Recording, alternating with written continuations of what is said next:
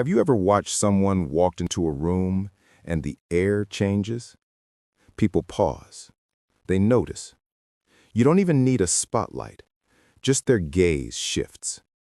You think, how do they do that? How do they hold themselves like they already own the world? What if I told you that you can be that person? Not in some future, distant moment, but starting now. Give me these next few minutes and I'll show you how to become dangerously confident. Confident enough that people wonder what changed, that your voice carries, that you stand taller, that you speak even when you're scared, and people listen anyway. Because confidence isn't some rare magic thing that lives only in movies or Instagram highlights. It's not something you wait for. It's something you build, brick by brick, thought by thought, action by action. People believe a lot of myths about confidence. Let's tear down a few. Myth number 1. Confidence is being loud, shouting, dominating the conversation, telling everyone what to think. False. Confidence is calm power. It's the quiet strength. It's speaking with clarity, knowing you don't need to fill every silence or worry about everyone's reaction. Myth number 2. Confidence is only for people who are extroverted or born bold. Not true. Some of the most confident people are introverts. They listen, they think, they observe, they feel deeply, and they decide that yes, they deserve space too, that their voice matters too. Myth number 3. Confidence comes after perfection, after mastery, after everything is aligned and safe. Nope. Confidence comes while you're messy, while you're learning, while you're doubting, maybe especially then. Here's how it really works. Your brain is not a perfect mirror. It's a storyteller. It remembers the stories you tell it over and over. When you say, I can't speak English well, it files that. When you say, I'm too shy, it files that. When you avoid stuff, it says, look, avoidance equals safety. But your brain can also learn new stories. That's called neuroplasticity. It means your brain changes in response to what you do. Every time you act against fear, every time you show up even when you don't feel ready, you teach your brain a new script, one that says, I can, I will. Over time, those new neural paths become stronger. The old stories shrink. The new ones gain weight. So, if you want to become confident, you need evidence. Not grand evidence. Tiny moments matter hugely.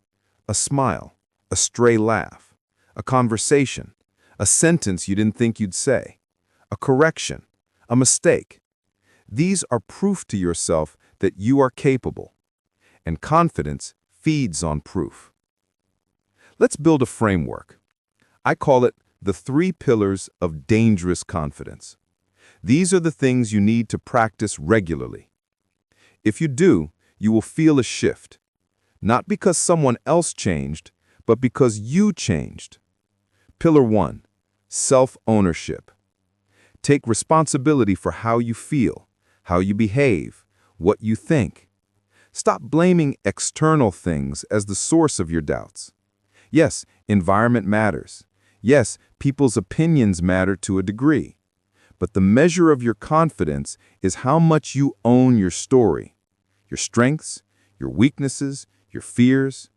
If you hide your flaws, you give power to shame. If you own them, you disarm shame. You become authentic. Pillar 2, intentional exposure. You get strong by lifting weights. You get confident by doing the hard thing. Speak when your voice shakes. Raise your hand when your throat is dry. Try something new that might fail. That's exposure. Do it bit by bit. Each exposure increases your radius of comfort. Each time you walk toward what scares you, you build resilience. Pillar 3. Rejection immunity. Rejection is one thing. Fear of rejection is another. Most people collapse under the fear before anything even happens. But what if you expected rejection? What if rejection didn't mean you're unworthy, but meant this one wasn't for me, and that's okay? What if every no you hear is training, a chance to refine, to adjust, to grow tougher? The confident person isn't the one who never faces rejection, but the one who doesn't let it stop them. I want to tell you 2 stories, real stories, because they show how this works in everyday life. Not big speeches, not big stages, just regular people becoming dangerous. Story 1. Layla. She moved to a country where English was not her first language. She felt small, overlooked. In conversations, she stayed quiet.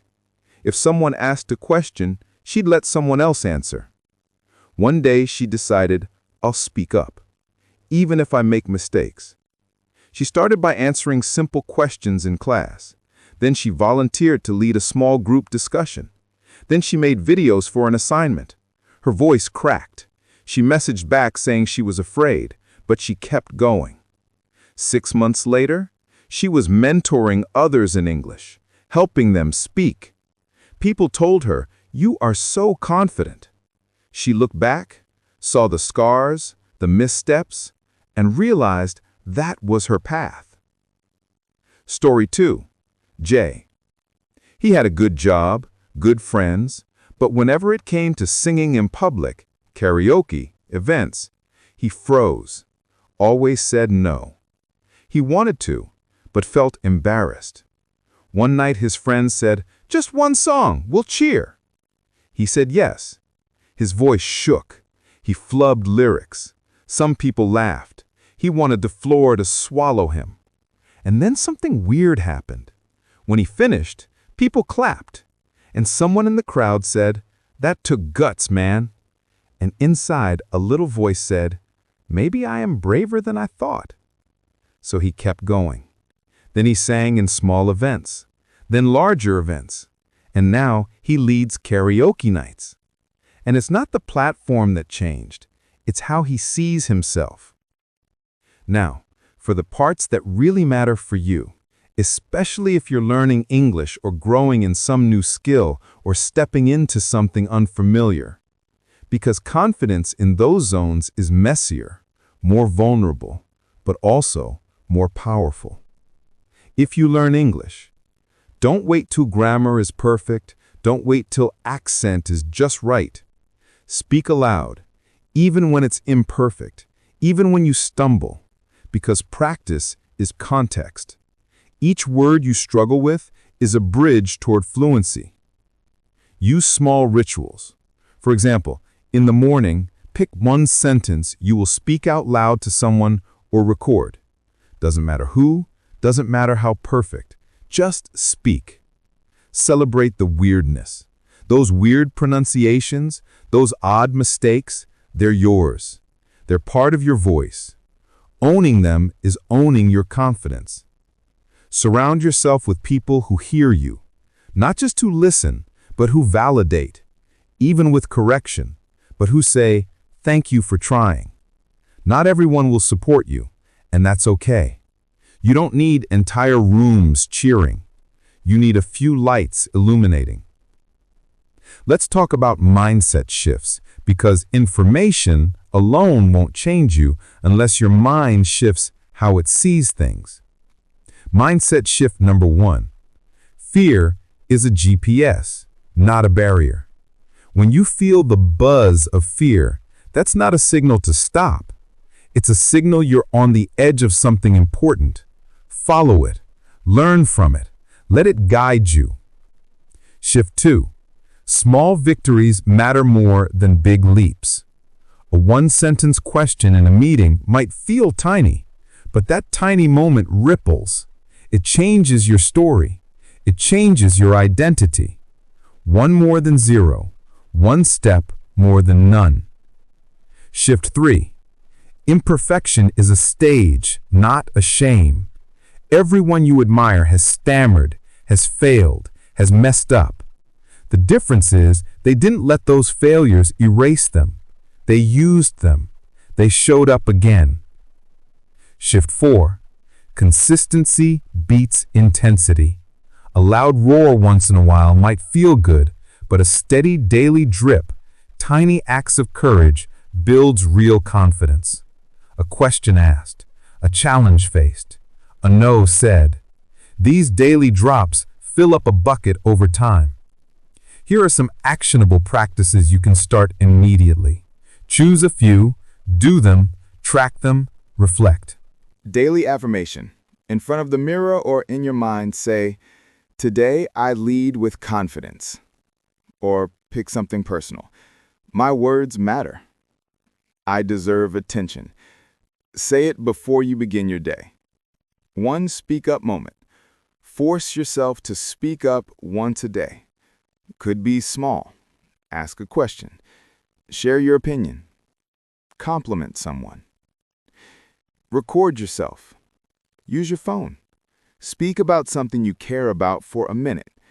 Watch or listen back. Notice errors. Notice courage. Give yourself credit for showing up. Rejection practice. Ask for something where the answer might be no. A discount. A favor. Feedback. Notice the fear. Notice the outcome. Repeat. Learn. Expose your challenge. Push your comfort zone. Maybe do something public. Karaoke. Read out loud in class. Join a speaking group. Whatever scares you somewhat. Reflect and journal. Every evening, write down 3 moments where you felt even a sliver of confidence. What caused them? What can you do more? Let's hold a moment, because I want to be honest, this path isn't linear. You'll have days when you feel bold, days when you feel small. On some days, forgetting everything you believed. On other days, it all seems easy. That's normal. That's human. What matters is not giving up. The momentum comes from returning again and again, even after a retreat. You will have setbacks. Someone will judge. Someone might laugh. Someone might misunderstand. But that's okay. Every reaction from someone else is not about you. It's about their story, their fears, their expectations. You don't carry that. You carry your truth.